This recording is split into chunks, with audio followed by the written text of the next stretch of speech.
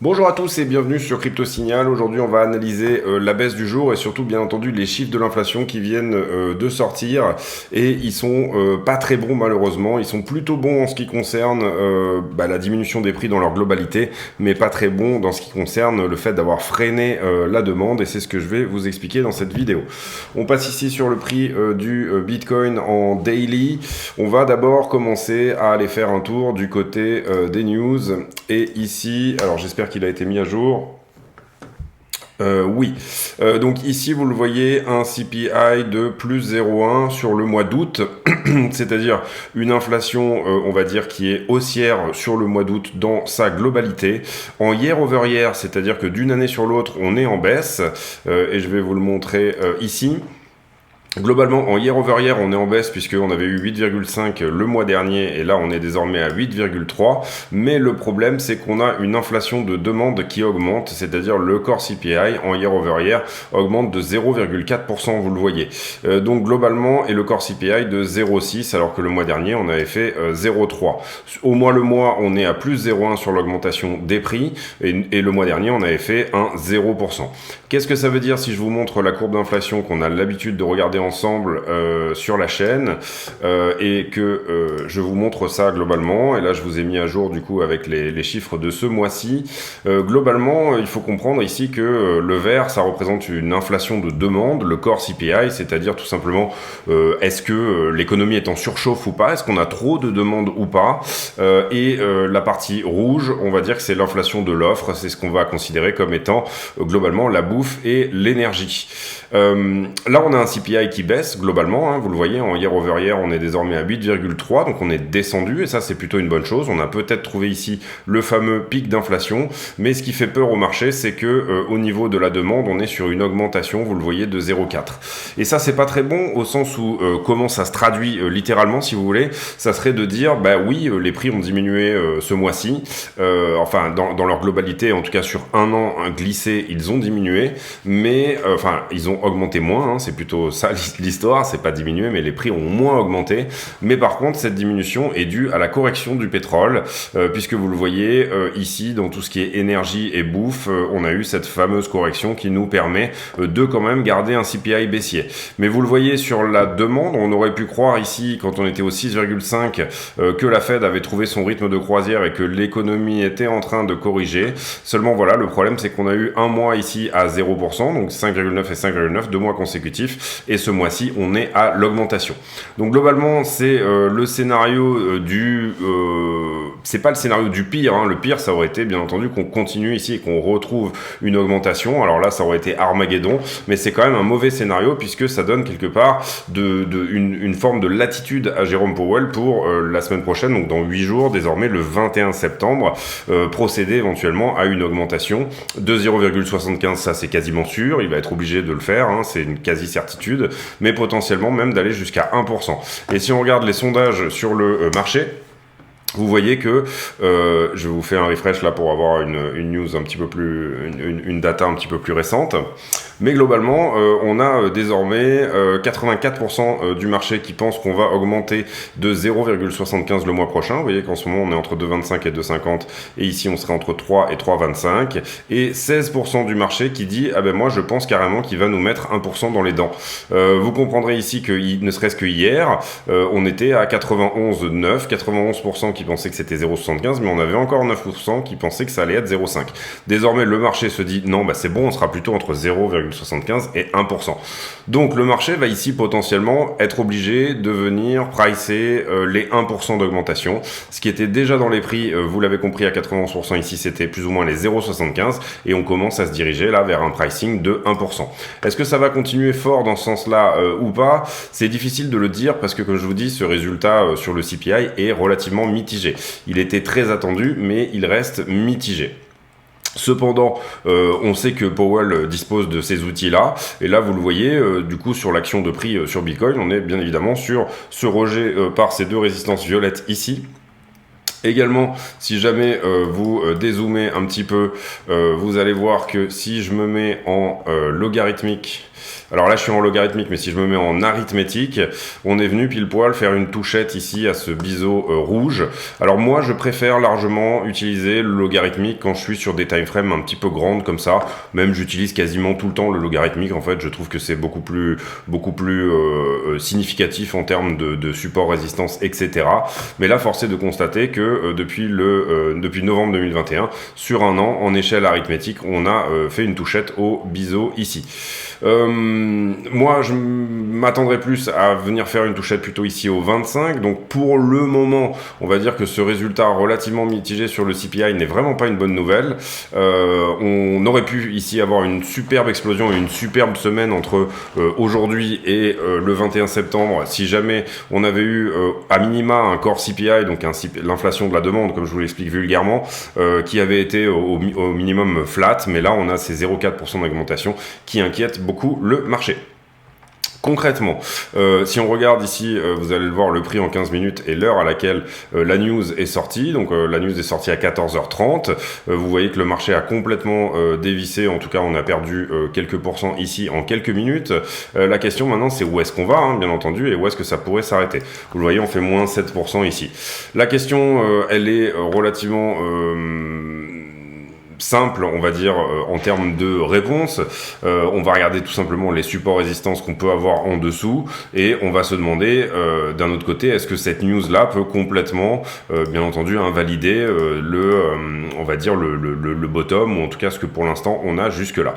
On va donc ici zoomer un petit peu, reprendre un petit peu la charte, voilà, comme ceci. On se remet en daily, on regarde éventuellement qu'est-ce qu'on a en support résistance dessous. On a un premier support ici au 21,114 qui pourrait jouer, voilà. Et on a un deuxième support assez important au 20 700. Si on regarde les Fibonacci maintenant, c'est-à-dire à partir de maintenant, si on doit faire une correction, de combien pourrait être cette correction, vous voyez que une zone de rechargement assez logique pourrait se trouver entre les 20 500 et les 20 000. Ça serait la zone de rechargement d'une 2 d'Elliott, c'est-à-dire on recorrige 50% de tout ce qu'on a fait ici. Deuxième possibilité, ça serait de revenir toucher ce support violet ici, qui se trouve au 19,5. Et là, ça voudrait dire revenir faire un tour dans la zone de rechargement, qu'on va appeler un petit peu plus la zone de rechargement des patients, des institutionnels, etc. Donc quelque part par ici, tout simplement. Et puis, également, tout simplement, pourquoi pas, hein, perdre ce plus bas des 18,5 et redescendre éventuellement plus bas. Pour le moment, encore une fois, j'aurais vraiment aucune hésitation à dire que on retourne dans sous les 18,5 si jamais, bien entendu, on avait eu ici un headline CPI, le headline CPI étant le 8,3%, hein, le food, énergie et inflation de demande. Globalement, j'aurais eu aucun problème à dire qu'on allait péter les 18,5. Est-ce que là, on va juste marquer une correction sur cette news ou pas? Comprenez bien que dans une semaine, Powell va nous donner une hausse de taux, hein, donc là, le marché risque éventuellement de flipper. Donc personnellement, j'irai plutôt vers ce support éventuel des 19,5, ou en tout cas, peut-être perdre ces deux supports-là. C'est à voir comment réagit également Wall Street à cette annonce-là. Voilà, c'est des choses qui sont vraiment à déterminer de votre côté également, en ayant vous-même votre propre scénario. Ici, on le voit sur Ether également, eh bien, on perd ce support-là des 1720, hein, tout de suite après la news. On traverse également ce support-là des 1650 par là, et globalement, je pense que sur Ether, à minima, on devrait peut-être se diriger autour des 1462, enfin voilà, dans cette zone-là à peu près, 1466. En tout cas, c'est un premier objectif. Je pense que Ether risque une correction ici relativement importante. Donc moi personnellement, j'étais vraiment pas forcément sur ce scénario. Enfin, on avait vu ensemble que le CPI global allait probablement baisser puisqu'on avait vu la correction du pétrole et l'inflation de demande. C'est très compliqué ici de l'envisager au sens où il faudrait regarder, voilà, je sais pas, les prix des voitures, il faudrait regarder les prix également de tout ce qui est immobilier, etc. Toutes ces choses là. Visiblement, on voyait des signes de ralentissement de ce côté-là aussi, mais visiblement on a quand même ici ce chiffre qui est sorti et qui nous dit que la demande surchauffe. La demande surchauffe toujours. Et donc du coup, qu'est-ce que ça veut dire? Ça veut dire que tout simplement, il va falloir la freiner. Et comment on freine la demande? Avec des taux d'intérêt et un accès au crédit plus difficile, tout simplement. C'est les outils qu'on a. Excusez-moi, je dis beaucoup tout simplement, mais voilà, c'est l'idée. Donc voilà ce que j'ai aujourd'hui à ces niveaux-là. Vous voyez que l'Ether dominance ici, du coup, c'est pareil, hein, commence une forte correction, puisqu'on va dire que Ether est dans ce cas-là un petit peu plus correctif bien entendu que Bitcoin. La Bitcoin dominance qui nous avait fait un joli rebond ici et qui a cassé sa trend, vous le voyez quand on était ici sur cette trendline globalement qui continue plus ou moins son rebond. Encore qu'aujourd'hui elle est peut-être plutôt baissière et finalement on peut se dire que peut-être qu'ici le point bas de la Bitcoin dominance a été trouvé, en tout cas pour une zone de temps, on va dire définie, et que donc du coup dans une phase de correction, Bitcoin va corriger moins que les autres altcoins puisque tout le monde va se diriger potentiellement ici sur l'asset le moins risqué de la crypto, c'est-à-dire le Bitcoin. La Ether contre BTC, c'est pareil, malheureusement on perd ce support. On avait une épaule tête-épaule ici, et vous voyez que la target est presque atteinte. Autour des 0,075, est-ce qu'on l'a touché? Je vais juste regarder ça, je vais décaler ça un petit peu. Pas encore, donc on pourrait ici éventuellement aller faire un tour sous les 0,795. Malheureusement, ce flag qui pour l'instant ne joue pas, on réintègre le flag, et on avait une épaule tête-épaule inversée également qui pour l'instant ne jouera pas sur fond de cette news là. Ensuite, on va aller voir les news. On va aller voir comment la presse prend tout simplement cette news-là. Vous voyez le Wall Street Journal qui nous dit que l'inflation a légèrement diminué à 8,3% au mois d'août, mais que c'est en raison de la correction des prix du pétrole, et la pression sur les prix ne se fait pas du côté de la demande. Sur MarketWatch, je pense qu'on a à peu près la même chose. C'est ce qu'on va regarder ensemble. L'inflation qui diminue grâce à un pétrole plus bas, montre le CPI, mais les prix sont toujours très hauts. Donc la presse qui se fait écho de ce que je vous explique là exactement. Voilà, cette correction des prix ne se fait que par le pétrole. Il suffirait ici que au niveau international des tensions se rajoutent, etc. Et finalement, en théorie, le taux d'inflation aurait dû monter si jamais ça avait été le cas. La demande est toujours autant en surchauffe, donc on continue à augmenter les taux. Cette news, encore une fois, va probablement nous amener vers le fait que le marché doit s'avancer à pricer 1% d'augmentation de la part de Powell et non plus 0,75. Et globalement, voilà, c'est plutôt vraiment pas trop une bonne nouvelle. Voilà, on aura aussi des infos dans la semaine au sujet du Producer Price Index, donc le PPI. En gros, c'est voilà à quel point les producteurs voient leur prix de sourcing augmenter. Et puis, on aura également des infos sur le marché de l'emploi, et ça sera jeudi. Voilà pour ce qui est des news. Maintenant on va aller regarder le sentiment. Vous allez voir que ça va être assez intéressant. Alors là vous voyez que sur la descente on touche, on prend 150 bitcoins ici, donc à l'achat, ici 131, ici 107, on traverse 300 bitcoins, quelques ordres positionnés à l'achat ici dans la descente depuis quelques temps, donc ça c'est plutôt une bonne chose. Prochain rempart, on va dire les 21 000. En tout cas, une sorte de FOMO qui se crée un petit peu à la vente ici, c'est relativement normal en fonction de cette news-là.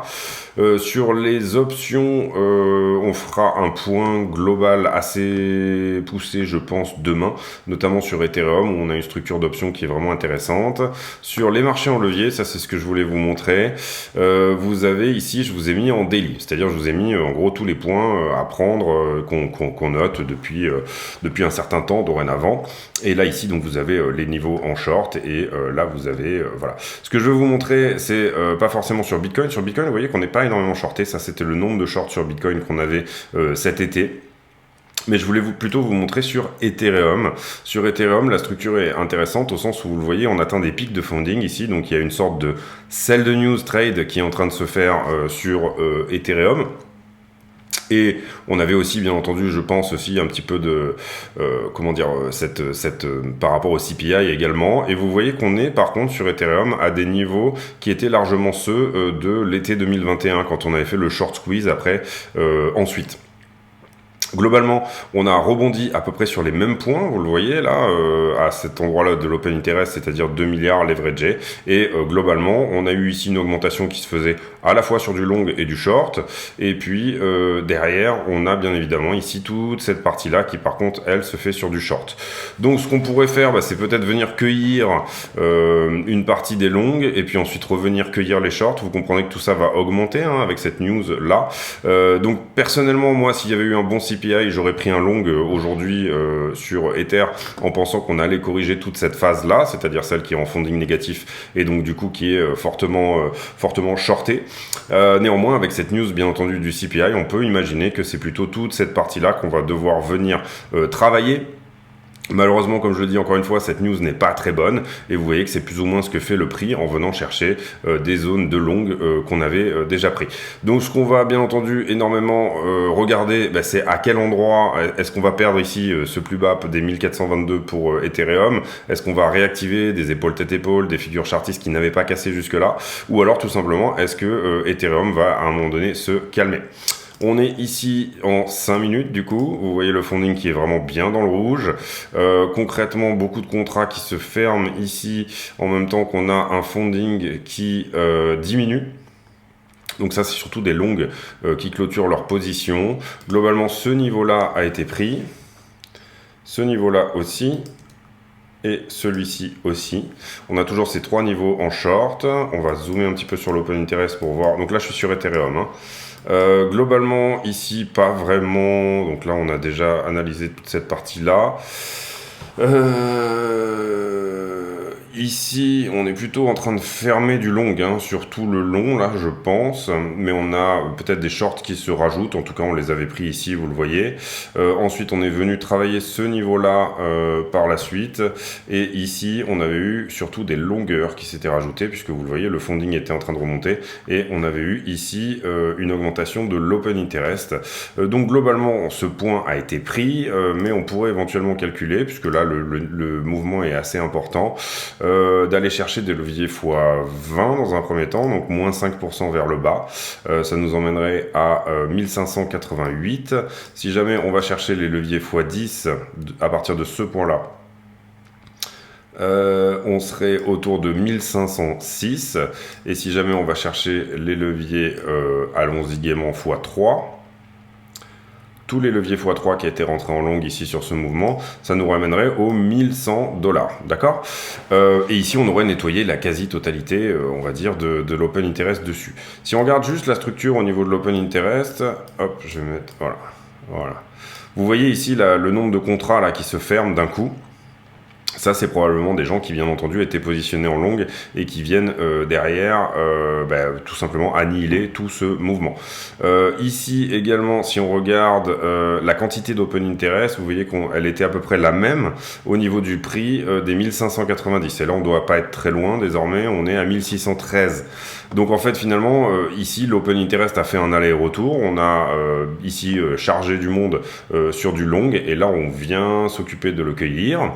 Donc il restera probablement après avoir fait tout ça une majorité de shorters.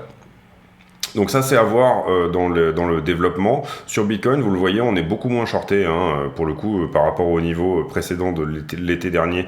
On est en dessous. Le plus gros point où on avait été shorté, c'était par ici. Et vous voyez que ça n'a pas forcément tenu. Sur la structure, voilà ce qu'on peut dire en termes d'open interest. Si jamais je regarde ici les choses plutôt en 5 minutes. Qu'est-ce qu'on a accueilli ici sur Bitcoin? On a pris ces 2 niveaux-là qu'on avait notés hier. Et en short, pour l'instant, on n'a pris que celui-ci. Et qu'est-ce qui s'est construit depuis? Là, on a du long qui rentre. Donc, le niveau a été pris par cette mèche. Donc ça, on peut l'enlever. Ensuite, ici, on a eu un gros short qui s'est ouvert là. Mais vous voyez qu'il a été travaillé également. Ici, on a eu du short qui s'est ouvert là-dessus. Le niveau a été travaillé aussi. Ici, diminution de l'open interest avec un funding qui reste stable. Ça veut dire qu'on avait et du longueur et du shorter. Mais les 2 niveaux ont été travaillés également. Ici, forte augmentation du funding avec une augmentation de l'open interest ici. Donc du coup, on avait du long également à prendre. Donc pour l'instant, rien d'autre à dire que ça. On va pas rajouter de niveau. On va sauver ça. Le CVD au spot, vous le voyez qui s'écroule hein, ici suite à cette news également. Sur Ether, même chose, encore que peut-être dans des proportions un peu moindres. Non, on était fortement parti juste avant le CPI. Tout le monde croyait vraiment que ce CPI pourrait être haussier au CVD, hein, pas mal d'achats au spot juste avant le CPI, et ensuite on revient à zéro. C'est-à-dire que tout simplement le CVD fait un aller-retour, cette espèce de CPI trade juste avant le CPI, on achète, et bien finalement tous ces gens-là sont sortis de position.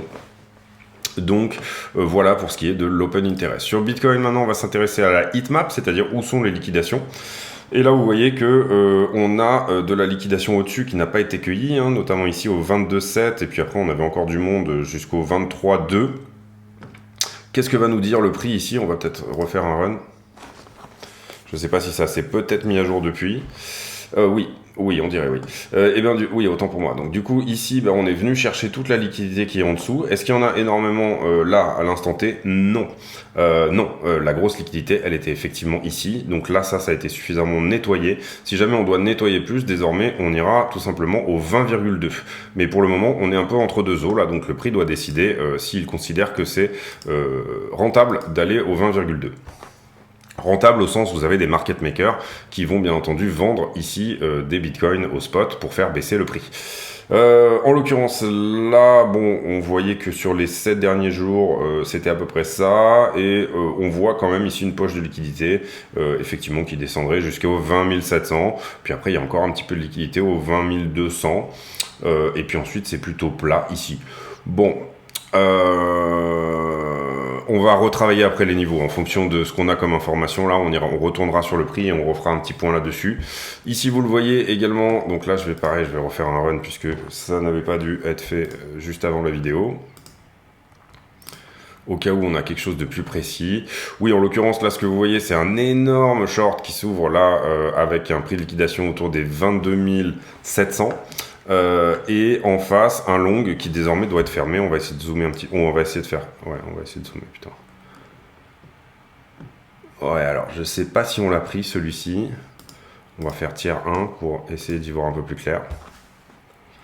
Donc là on est sur Bitcoin. Hein. Tiers 1 c'est pareil, c'est tout aussi. On va essayer de zoomer.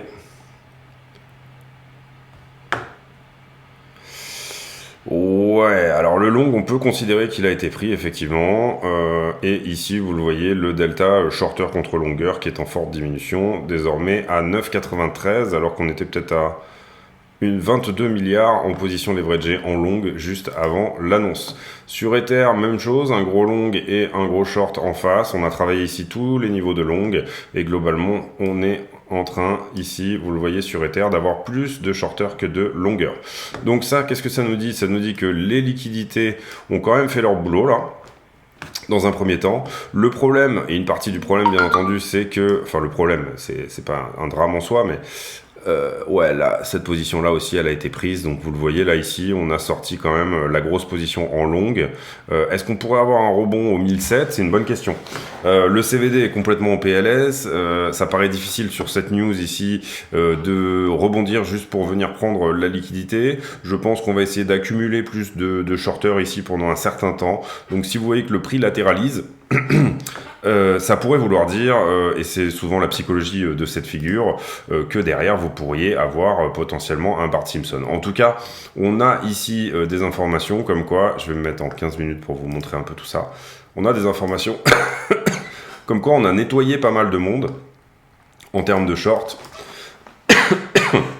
Et là, je suis sur Ether BTC, donc forcément, ça n'a aucun sens. On a ici nettoyé quand même pas mal de monde en termes de long, sur les positions fraîches en tout cas.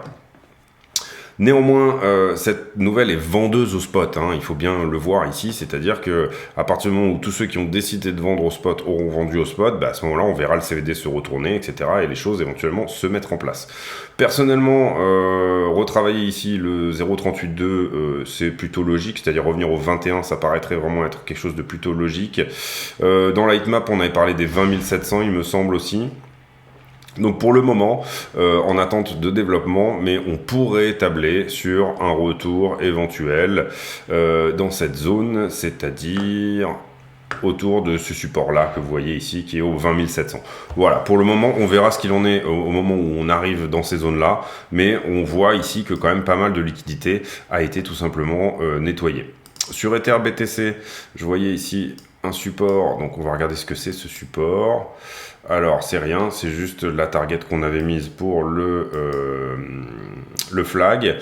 Par contre, on avait cette épaule tête épaule qui, comme je le disais, pour le coup avait une target ici autour de 0,07494.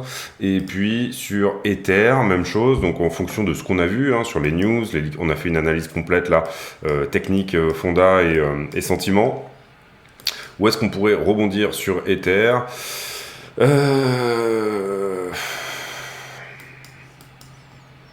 En termes de nouveaux supports sur ce qu'on a imprimé dernièrement, on vient juste d'en toucher un. Vous le voyez là, ça touche ici, ça touche ici, ça touche ici et ça touche ici. Globalement, mais je pense que Ether devrait avoir du jus pour aller plus bas, hein. Ça serait logique. Potentiellement ici, étant donné qu'on a pété cette ligne de coup là, donc ça c'était une épaule tête-épaule inversée qui était ici, donc cette figure est désactivée, vous voyez, avec la ligne de coup en jaune. Donc ça, on peut la désactiver, je pense que, hop, on peut la noter là. On va garder quand même la ligne de coup et la target pendant quelques temps, au cas où, justement, on fasse ce fameux Bart Simpson, comme je vous le disais. On va se mettre ici un peu plus short en time frame. Hop. Voilà, bien comprendre que la bourse vient d'ouvrir, là, il est 15h30, donc on va aller regarder comment elle ouvre. Est-ce qu'il y a un gros gap baissier ou pas? Ouais, voilà, bah, je vous l'ai dit tout à l'heure, potentiellement pour Ether, soit on latéralise maintenant et on fait ce fameux Bart Simpson, encore que j'y crois pas trop, c'est quand même de la news assez bearish, et surtout qu'on a un CPI dans 8 jours, on a un FOMC, donc un meeting de la Banque Centrale Américaine, de la Banque Fédérale, et potentiellement ici plutôt venir jouer avec les 1400, 1450, etc. Tout ça devrait se faire en 3 vagues, théoriquement, donc ça veut dire une vague de baisse, une vague de hausse, une vague de baisse, potentiellement. Donc pour l'instant, on va attendre une latéralisation, cette nouvelle vague de hausse, et on pourra déterminer éventuellement les objectifs de la 3e vague. Pour le moment, je pense pas qu'on ait du tout de vagues qui se dessinent. Voilà, on a ce léger rebond là pour l'instant, mais il est encore un petit peu trop tôt pour parler de seconde vague, enfin de A, B, C. Pour le moment, on va essayer de voir ça. Si néanmoins on devait avoir rebond là tout de suite, on pourrait imaginer que rebondir au 0,618, c'est-à-dire au 1696 dans un premier temps, pourrait être un rebond tout à fait quantifiable, et puis ensuite par après se casser la gueule et potentiellement faire une 1 pour 1. Donc admettons 1699, j'ai dit, donc admettons qu'on fasse ça, on va ici essayer de tirer un petit peu le taureau par les cornes, j'ai parlé des 1699, voilà, et si on faisait une 1 pour 1, ça nous emmènerait à un point final autour des 1552, est-ce que ça a du sens au niveau support, résistance, etc. Pas vraiment, on serait plutôt ici autour des 1005, pour moi il y a une forme de support, et peut-être un support également par là. Si au 0,786 on a 1584, on pourrait avoir quelque chose qui ressemble à un support. Voilà pour mon analyse de ces données pas très réjouissantes malheureusement pour tous ceux qui sont en investissement. Voilà, ici ouvrir un short n'aurait pas vraiment de sens, en tout cas pas avant que vous ayez trouvé vous pourrez jouer éventuellement la 3e vague, ça bien entendu. Moi personnellement j'étais plutôt bien entendu prêt à appuyer sur le bouton du long, mais bien évidemment là en l'occurrence, bon pour le coup je suis pas dans ce short là, donc le mouvement est un petit peu parti sans moi ici. Je vais attendre un petit peu pour trouver un peu plus de résolution et éventuellement trouver un point d'entrée en short qui soit plus intéressant. C'est tout pour moi aujourd'hui. J'espère que cette vidéo vous a plu. Voilà, malheureusement, c'est les news économiques qui font parfois le prix et parfois elles sont assez difficiles à anticiper. Là, en l'occurrence, on avait vu que potentiellement on allait avoir une baisse de l'inflation et c'est le cas dans sa globalité, mais cependant une inflation de demande qui malheureusement repart. Cette structure-là, elle n'était pas très réjouissante. Ça ressemblait quand même plutôt à de la distribution qu'à une vraie structure de correction, c'est-à-dire cette vague-là de hausse qui s'essouffle. Donc on est content finalement de retrouver potentiellement ici une structure qui sera peut-être plus saine et qui pourra nous donner éventuellement autre chose de plus intéressant en termes structurels. Voilà, c'est ça. Globalement également, on va vite fait analyser le momentum, par exemple en 2 heures. Ça pourrait être intéressant de le faire. Et vous voyez que ici sur le Cypher,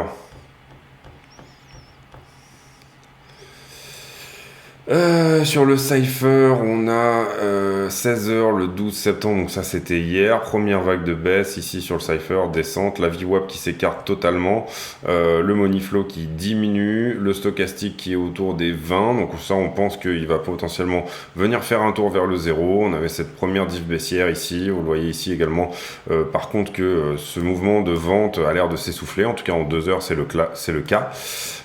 Ici on avait une pastille allumée je crois. Non, on n'a pas de pastille de vente encore en daily. En 12 heures, on en a une qui n'est pas encore tout à fait imprimée. Je pense que du coup, elle va s'imprimer ici. Vous voyez qu'en 12 heures, on termine cette vague. C'est très violent, la manière dont elle se coupe, etc. Et puis, potentiellement, on est quand même sur un money flow qui est positif.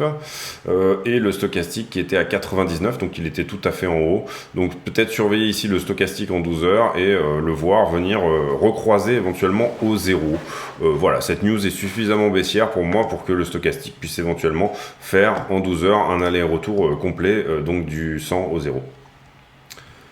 Ici, j'ai perdu ma charte, mais c'est pas grave. Hop, on va revenir là, voilà, c'est ça, on était sur le Cypher. En 6 heures, diff baissière ici, point d'achat là, mais la vague se ferme tout de suite. On avait donc cette espèce de CPI trade qui finalement ne prend pas forme en raison tout simplement de cette news baissière.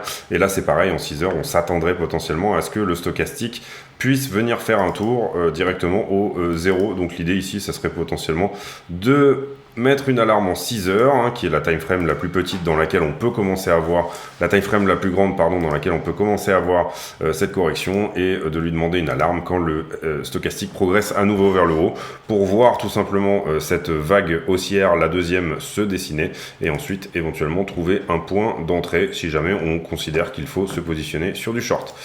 Voilà, donc retenez bien ici ces chiffres. Désormais 16% du marché pense qu'on va aller à 1% d'augmentation le 21 septembre et 84% du marché pense qu'on va aller à 0,75. C'est la grosse nouvelle de ce jour, c'est-à-dire que potentiellement on va devoir ici intégrer dans les prix que le marché est désormais va devoir pricer une augmentation de 1% des taux d'intérêt. Un tout petit point rapide sur la bourse et puis ensuite on va clôturer cette vidéo.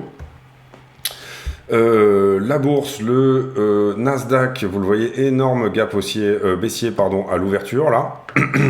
Donc c'est normal, la news est sortie à 14h30, le marché a ouvert à 15h30. Est-ce que pour autant c'est en train de complètement dégueuler? Pas vraiment, enfin là c'est ouvert depuis 7 minutes, donc on va attendre de voir si ça se met en place. Ça pourrait nous envoyer vers la perte du support des 290 ici, ce qui serait vraiment pas très bullish. Ici vous le voyez, on était à 4100 sur le S&P 500. Et pareil, gros gap baissier.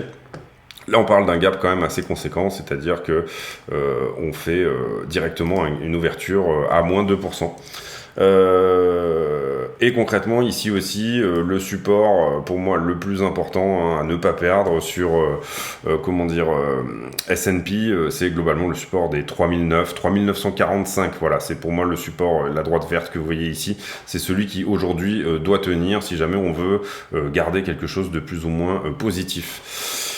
Donc voilà, est-ce que le marché va pricer 1% et au final Powell nous annoncerait 0,75? J'en doute fort, je pense que Powell ici doit frapper fort sur la table. Je pense aussi que la montre joue contre lui au sens où avec cette nouvelle là aujourd'hui qui est vraiment plus ou moins pas très bonne, eh bien Powell pourrait avoir dans l'idée, étant donné qu'en plus vous avez des élections aux États-Unis, les midterm elections qui ont lieu en novembre, il pourrait avoir l'idée de frapper fort assez vite Surtout que le marché, là, lui en donne l'opportunité, au sens où si les marchés commencent à pricer 1% suffisamment haut, donc ça on regardera toute la semaine, on suivra bien ce sondage bien évidemment, eh bien ça lui donne la latitude de le faire, il ne va pas surprendre les marchés en le faisant, mais les marchés auront déjà mis dans les prix cette potentielle augmentation à 1%. Donc vous comprenez que c'est des coups de téléphone là, que le marché passe à Powell et que Powell passe au marché, et également les news bien évidemment qui donnent ici un coup de téléphone au marché en lui disant peut-être que de pricer 1% ne serait pas une mauvaise idée.